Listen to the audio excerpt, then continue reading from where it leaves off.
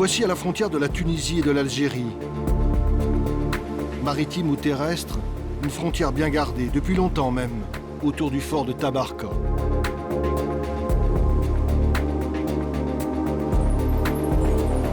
Temps mitigé ce matin, le vent souffle, il a plu. La terre surprise est très verte. Ce n'est pas encore la chaleur écrasante des jours d'été quand la masse des vacanciers passe les postes frontières de l'ouest tunisien.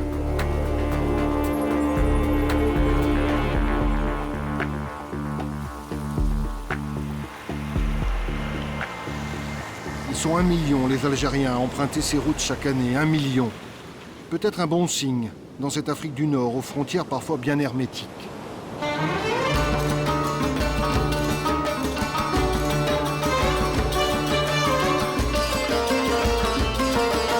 Plage déserte, sinon quelques pêcheurs qui profitent de la tempête pour repeindre leurs navires.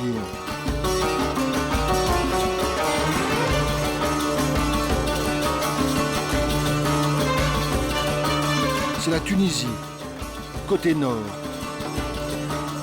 Faible densité de population, paysages vierges, des plaines et des massifs montagneux, les djebels, des pointes et des caps. Au bout de cette presqu'île longue de 25 km, c'est le cap Farina qui sépare deux univers. Maritime vers Rafraf, lagunaire vers l'embouchure de la Medjerda qui prend sa source en Algérie. Libres fleuves qui coulent sans histoire et ne connaissent pas les frontières.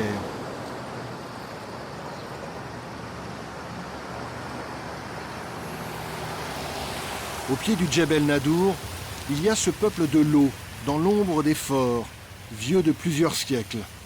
La marque de passage des multiples occupants maltais, espagnols, britanniques.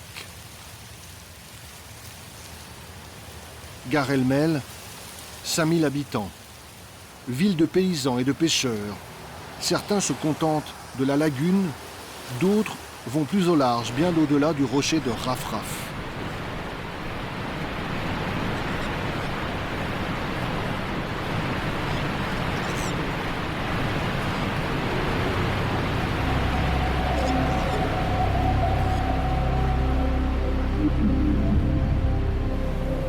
Une pointe de Tunisie dans le ventre de la Méditerranée, le Cap Bon. Roches sèches, fouettées par les vents. Paysage venté, océanique. On dirait presque l'Atlantique.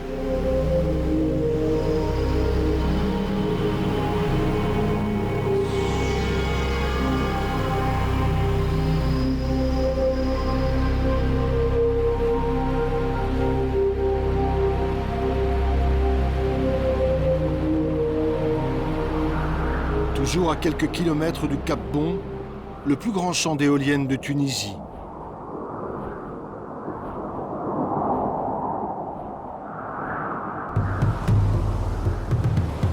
Attention danger, disait tout à l'heure le phare, aux navigateurs tentés de raser la côte.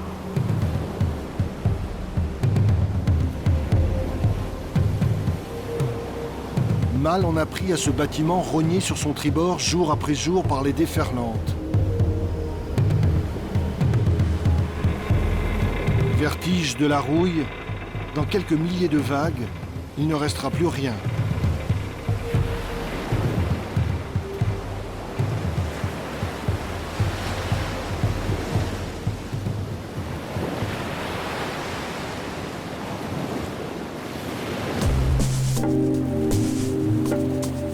Le Cap Bon a donné son nom à cette péninsule qui s'étend sur près de 80 km depuis les environs de Tunis. Une terre de travailleurs agricoles et de marins nomades, frères de la houle et des embruns, rompus à une vie de débrouille et de rigueur.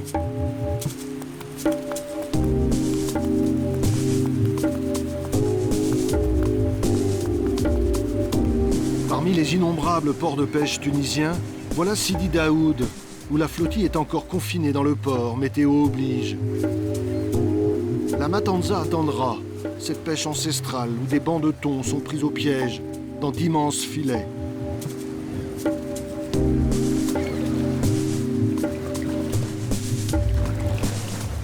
On dirait l'hiver.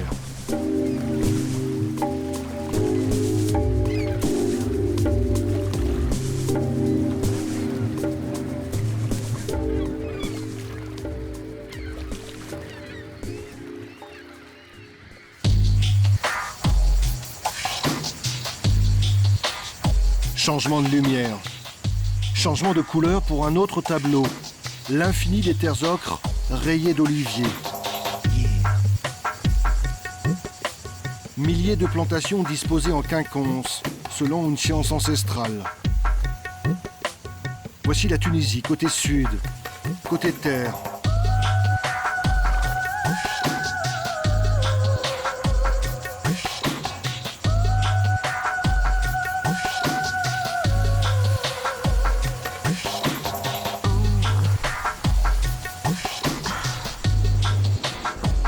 Très vite, on aborde le golfe de Gabès, qu'autrefois dans la géographie antique, on nommait la Petite Syrte.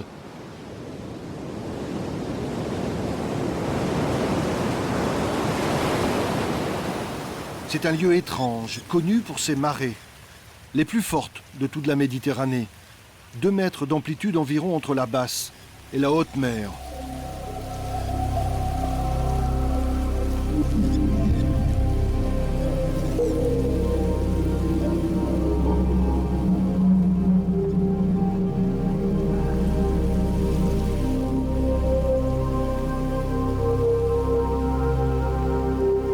Les pêcheurs à pied ne s'y trompent pas. À marée basse, avec de la boue jusqu'aux genoux, ils savent qu'ici il y a moyen de récolter des coquillages et de faire bouillir la marmite. Des femmes, des hommes, englués quelques heures en plein soleil entre le flux et le reflux des eaux.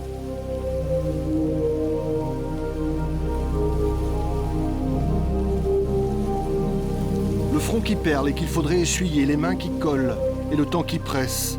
Chaque pas est un effort, chaque palourde retirée, une victoire.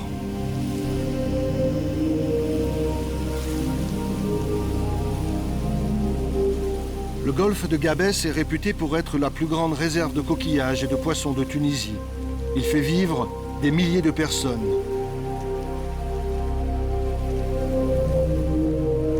Mais qu'en sera-t-il dans l'avenir ?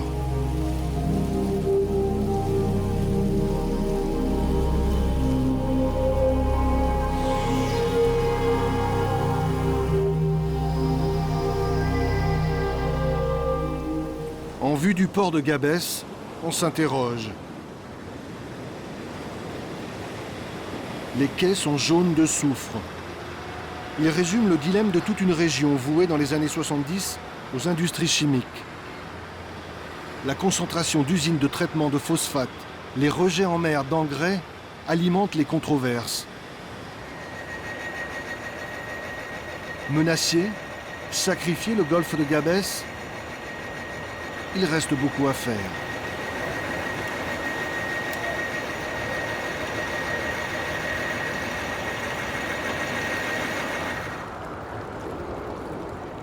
Sfax maintenant, qui compte 500 000 habitants et où l'on trouve des salines rouges presque en centre-ville.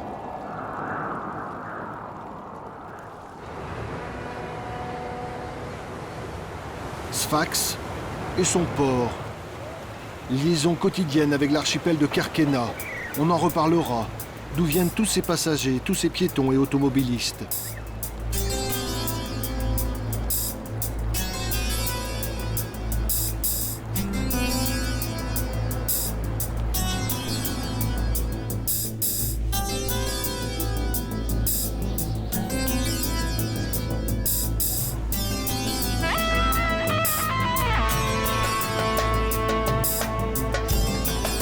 Ferries pleins à craquer encore dans le sud pour passer l'infime détroit qui sépare le continent de l'île de Djerba.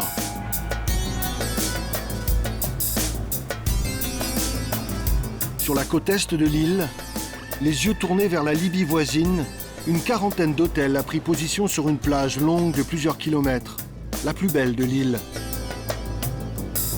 Tout y est pour subvenir aux besoins d'une clientèle occidentale fatiguée, avide de soleil et d'activité.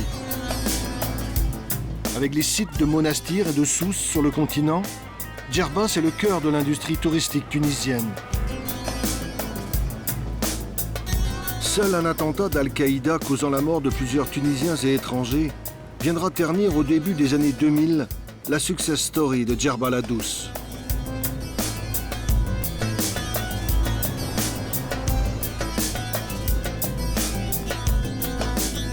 Djerba, au lieu du mélange des cultures et des religions. Une île chaude, en carence d'eau douce, au point de creuser des canalisations sous-marines avec le continent pour s'approvisionner.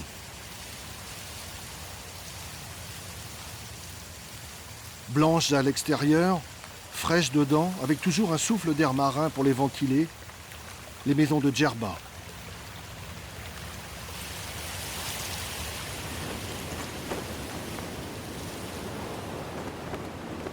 Il est 17 heures. Le vent de terre s'est levé et pousse en douceur les voiliers des pêcheurs vers le large. Il fait grand bleu près des Kerkennah, les îles où la mer est divisée en parcelles.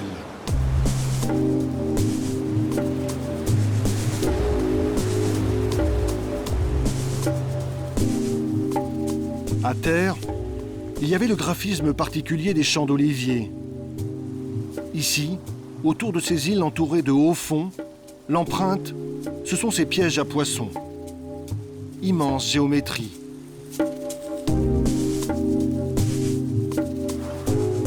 Cette nuit encore, il y aura des étoiles dans le ciel. Et s'il y a pleine lune, les oiseaux de mer n'auront pas de mal à se repérer pour trouver du poisson pris dans les pièges dressés par les pêcheurs. Il leur suffira de suivre la flèche et de se servir.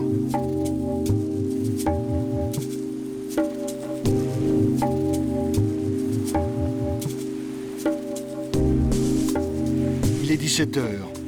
Il est temps de faire le thé pour tenir. La nuit va être longue et chaude.